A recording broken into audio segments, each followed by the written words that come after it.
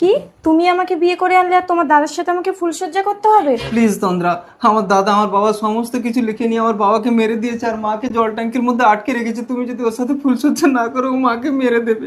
অসম্ভব, কুলগুরুর অভিশাপ আছে, আমার স্বামী ছাড়া যদি অন্য কোনো পুরুষ স্পর্শ করে তাহলে আমি মারা যাব। এই দেখ, জল ট্যাঙ্কের সুইচ আমার হাতে, এই জল ছেড়ে দিলাম। কিছুক্ষণের মধ্যেই ট্যাঙ্ক ভর্তি হয়ে যাবে আর মা ফিনিশ। না ভাই, প্লিজ তুই জল ট্যাঙ্কটা বন্ধ কর, মাকে বাঁচা। ফুলসজ্জার পর তন্দ্রা, তুমি তাড়াতাড়ি কিছু একটা করো, নইলে আমার মা মরে যাবে। তুমি ওকে মারতে পারবে না তন্দ্রা, ওর জীবন আমার বুকে আছে। তুমি যদি আমাকে মারতে পারো তবেই ও মরবে। তার মানে তোমার মাকে বাঁচাতে গেলে হয় তোমাকে মরতে হবে, নাই আমাকে মরতে হবে। হ্যাঁ, তন্দ্রা। হে কুলগুরু, তুমি বলে দাও আমি কি করে আমার সতীত্ব রক্ষা করব। তুই যদি তোর স্বামীকে হত্যা করতে পারিস তবেই ওই শয়তানের বিনাশ হবে। ভয় পাস না, ওদের মা উদ্ধার হয়ে যে কোনো একটা পুত্রকে স্পর্শ করলে সে জীবন ফিরে পাবে। কি হলো তন্দ্রা? তুমি কি আমাকে মারবে নাকি? না না, ওকে মারিস না। আরে ওকে কেন মারলি? এবার তো আমি মরে যাব।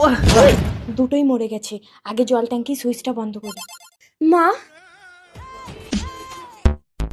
মা তাড়াতাড়ি বেরিয়ে আসুন, আর কোনো ভয় নেই আপনার। আপনাকে বাঁচানোর জন্য আপনার দুটো ছেলেকেই আমি মেরে ফেলেছি। আপনি স্পর্শ করে একজনকেই বাঁচাতে পারবেন, বলুন আপনি কাকে বাঁচাবেন। অর্ঘ না চন্দ্র? মা, মা তুমি ভালো আছো?